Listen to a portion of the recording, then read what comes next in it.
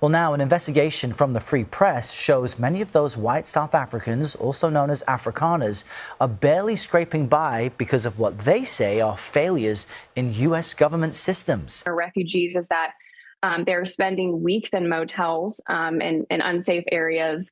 They're being offered housing that is full of mold, apartments that are full of mold in expensive areas. Hi guys, my name is Esther Daniel and you're welcome back to the channel. So a group of white South Africans called Afrikaners were brought into the United States as refugees. They were sold a story. They were told America was ready for them. They were told they were special. They were told they were being prioritized. But instead, many of them say they were first kept in motels for weeks, waiting for housing, waiting for helps, waiting for jobs.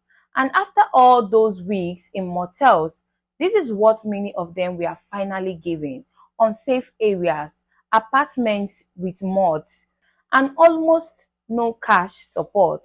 According to the report by the Free Press, many of these Afrikaner refugees say the system failed them. They say the government made it look like they were coming into something big, but what they actually walked into after weeks of waiting in motels is stress, confusion, and poverty. And here is the uncomfortable part. Some of these same people were loudly cheering politicians who promised to fix America and protect their kind. And now they are here. And even after all that waiting, America is not still warm. It is not organized. And it is not waiting for them with open arms. Let's get into it. Drop your thoughts in the comments and don't forget to subscribe to the channel. Like and share the video to help the channel out. You can't make this up. But do you all remember when this administration welcomed 59 white South Africans into the country, talking about they were fleeing from persecution in South Africa for being white, and they allowed these Afrikaners to take a privately chartered jet, because that's what refugees get to do, I guess, come to the United States, and they were met by two deputy directors of federal agencies, not just one, but two. Well, let me refresh your memory, because I have an update on what's going on with them now. But let's look back at when they were welcomed off their private charter jet. Welcome. Welcome to the United States of America. It is such an honor for us to receive you here today. This is the land of the free, and we know that all of you have faced... I'm Chris Landau. First of all, let me introduce myself. I'm the Deputy Secretary of State of the United States. This is my friend Troy Edgar. Yeah, I'm the Deputy Secretary of Homeland Security. Again, welcome. So great to have you guys here. I know you've gone through a long flight. I cannot believe there are babies and children who are actually so well behaved. This is much better than mine are. So bless you for that. And, you know, I think... It makes me so happy to see you with our flag in your hands, and that flag symbolizes liberty for so many of us. Many of us, our families. Well, that was in May of last year. Let's take a look at what's going on with them today. It couldn't have happened to some better people. Welcome back. You may recall last year we reported on the Trump administration's decision to limit the number of refugees entering the United States. That number was set at 7,500, a significant cut from the Biden era. In addition, the administration is prioritizing white South Africans for admission, a group it says faces persecution at home, something the South African government disputes. Well, now an investigation from the Free Press shows many of those white South Africans, also known as Afrikaners, are barely scraping by because of what they say are failures in U.S. government systems. Madeline Rowley is an investigative reporter for the Free Press, and she joins us now from Virginia to talk about this. And we should note the Free Press and CBS News share a parent company in Paramount Skydance. Madeline, good morning. Talk to us about the conditions some of these refugees say they are experiencing, because the administration made it seem as if they were being prioritized. They are a special group. Good morning. Thanks so much for having me on. Yes, I spoke to 10 South African refugees who told me that, they came to the U.S. hoping for a better life, a better situation, just as other refugees And the government contracts with 7 refugee resettlement agencies that are paid hundreds of millions of dollars per year to provide safe, sanitary, and affordable housing. And unfortunately, what I heard from these Afrikaner refugees is that they're spending weeks in motels in unsafe areas. They're being offered housing that is full of mold, apartments that are full of mold in expensive areas. So each refugee is allotted $2,000, and all of that has been going to rent. So they're really left with nothing. And these agencies are supposed to help them apply to jobs, obtain temporary benefits such as SNAP and Medicaid, and basically other people from the community, like neighbors, are having to step in because they just, in some cases, can't even get a hold of their resettlement agencies. And Madeline, what jumps out to me about what you're saying is we have this almost split screen between what you're describing their life is like now and how they looked in May of 2025 when they were being welcomed here. They were holding American flags. They had smiles on their faces. When you asked refugee groups about these issues with the resettlement process, what are they telling you? How common is this? Well, from what I could tell, I mean, there is an entire network of people as they come. I mean, people I spoke to came as soon as 2 weeks ago. And what they do is, they have a network through social media groups and WhatsApp, and they're all realizing, oh no, I'm stuck in this hotel. I only have a certain amount of food. They don't have transportation. They don't have the right clothing. I talked to 3 refugees who are in Detroit. It's very cold there. They do not have coats. So they're realizing that they really feel alone. So I think with that original group, now we're sort of seeing, I think so far, over 1,600 Afrikaner refugees have come. And now we're seeing sort of the cracks in the system here when it comes to how these resettlement agencies work. They have regional offices all throughout the United States where the money from the federal government trickles down. Some of them, one refugee resettlement agency, their federal expenditures topped $727 million in fiscal year 2024. So I think we have to ask here, why are these refugees being told there's no budget for food, or there's no other apartments or places to show them that are in safe and sanitary areas? So Madeline, in our last few moments, what are these resettlement groups telling you? And are other refugee groups expressing the same amount of challenges? Well, I mean, I think that's one of the questions that my reporting for the Free Press raises. I spoke to the neighbor of one Afrikaner family who was resettled in North Carolina. And the neighbor told me, she's been helping this family. She gave them air mattresses, pillows. She spent $300 of her own money to help this family. And she told me that previously there was a family from Afghanistan, a refugee family from Afghanistan who was living in this rental home, and they experienced the same challenges. So I think this really raises the question. The majority of Afrikaners, a lot of Afrikaners do speak English. It's not their first language, and not all of them here speak English. But I think this raises the question as to whether or not other refugees that are going through this refugee resettlement system are experiencing the same thing. And this is sort of the first time that we're hearing about it. And we did just show a statement from the Office of Refugee Resettlement saying every effort is made to provide them with safe and sanitary housing. Madeline, we appreciate your reporting, putting a spotlight on this, and we thank you for joining us this morning. This couldn't have happened to a group of better people. And the most interesting thing that I didn't know that I learned from that reporting was they have snuck 1,600 more of these South African Afrikaners fleeing from a lie of persecution in South Africa. Yeah, sounds about right. But I don't hear any outrage from these maggots and racists and bigots talking about they're getting $2,000 a month.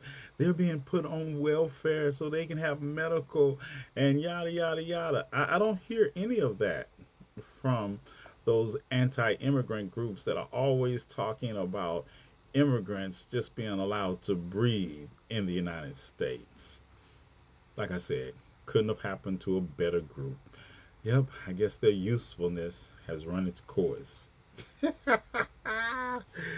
Oh, you can't make this up. But I'm going to enjoy the laugh all the way. Y'all get the point. Donald Trump and Elon Musk use those people as political pawns. They were a piece on their chessboard. And then those people's racism blinded them to the fact that they were being used as political pawns. And their white supremacy led them to believe that they were entitled to the American dream.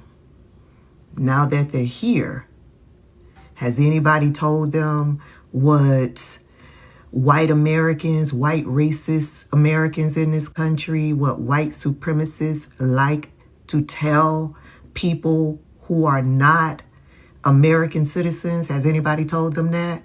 You need to pull yourself up by your bootstraps. And if you can't work here, then maybe you need to go back to your own country. I do believe that in order to come here, they had to forfeit their citizenship from their home country. Somebody correct me or confirm that for me. Yeah. Welcome to America. For 3 weeks at my job, we have been getting large groups of people. And I'm like, dang, these people are coming in flocks. Where are they coming from? This is odd. No one's trying to tell us where they came from. And I'm like, is this like a secret? Are they in like a hidden protective program? And it was like, no, it's just they don't want to talk about it. And I'm like, oh, that's cool, whatever. But I'm realizing that these people are not friendly.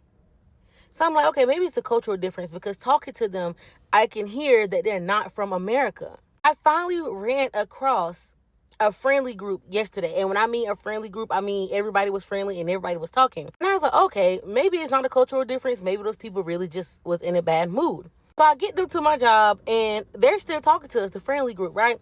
And one of my coworkers whispered in my ear, they was like, you notice how this whole entire group was white? And I was like, yeah, I did notice that. Not on no prejudice shit, but my job get groups of people all the time. And it's never just been an all white, all black, all Asian. It's always been a diverse group. But this group has been all white. So I was like, yeah, I noticed that. He's like, yeah, I'm looking and they're telling me their names and none of them even, like, their names sound American. I'm like, right. So maybe it is a protection program and they just don't want to tell us. No.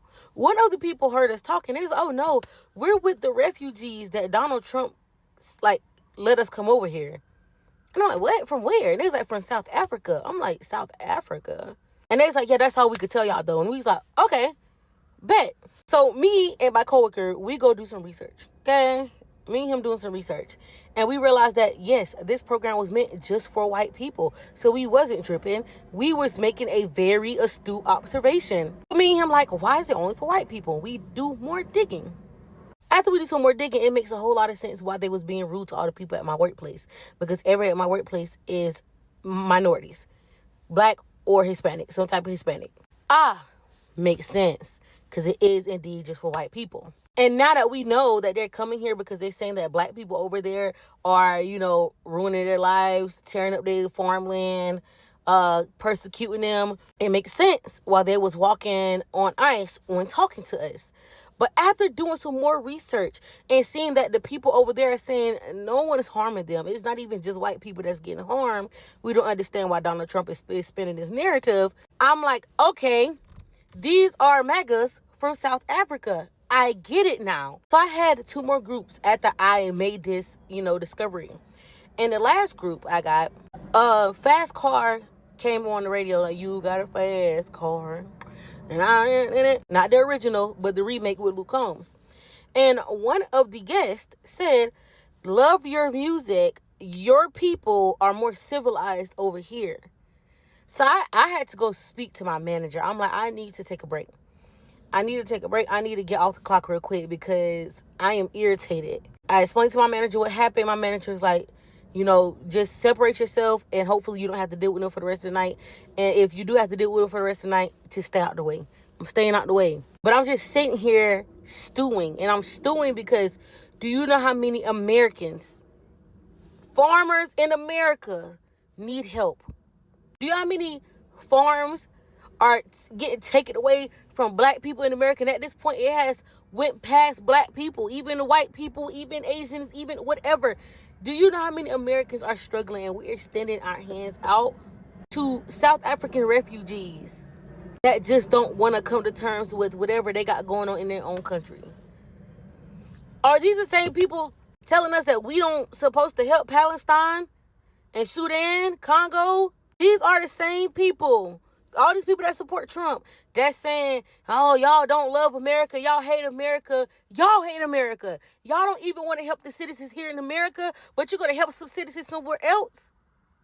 Mind you, as me and my coworker were doing research, we see videos of Trump saying that, you know, he bringing the best of the best. They're going to come over here and be hard workers. These people are stink. They're so stink.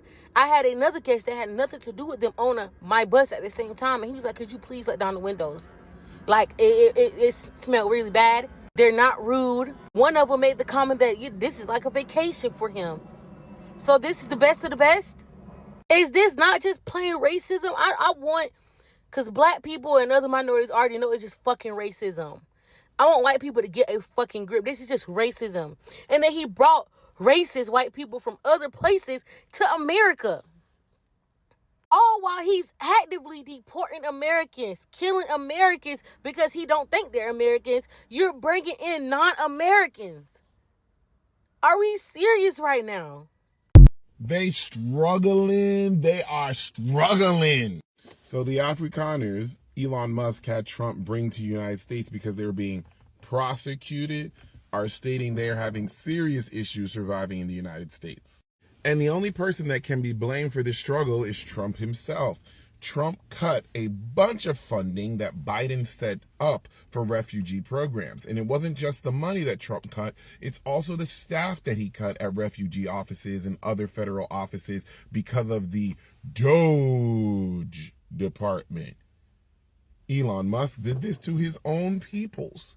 So these refugees are saying they're only making $2,000 a month, which is barely enough to handle their rent. They're saying the houses they're in are roach infested. They're saying there's a lack of access to refugee support, again, because of Doge cutting all of that support. And they feel very isolated from these programs, and the language barrier is bothering them.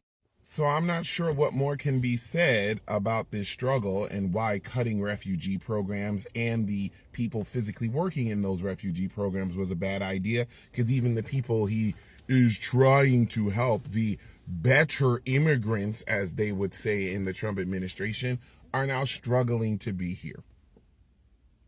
Y'all have a good day.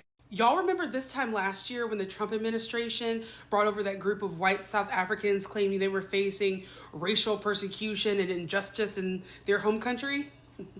I have an update.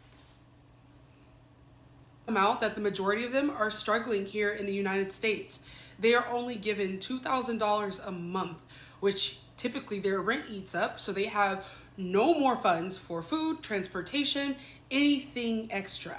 They're living in roach-infested apartments. They are living in an unsafe area. It's almost as if the United States is oppressive. Tried to tell y'all. And if anything, this just further goes to show that there are flaws within our immigration system, flaws within our asylum system. There are flaws. It's not the people, it's the system. This is what happens when our politicians are more interested in using immigration as a talking point, as a tool for election, rather than an actual issue that needs to be addressed rather immediately. Well, hello, boys and girls. Do y'all remember all these smiling faces that arrived here about a year ago?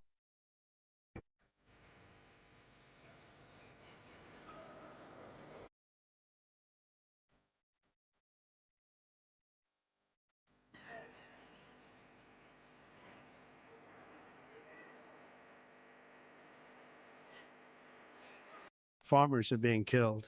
I have people that live in South Africa. They say it's a terrible situation taking place. So we've essentially extended citizenship to those people and to escape from that violence and come here.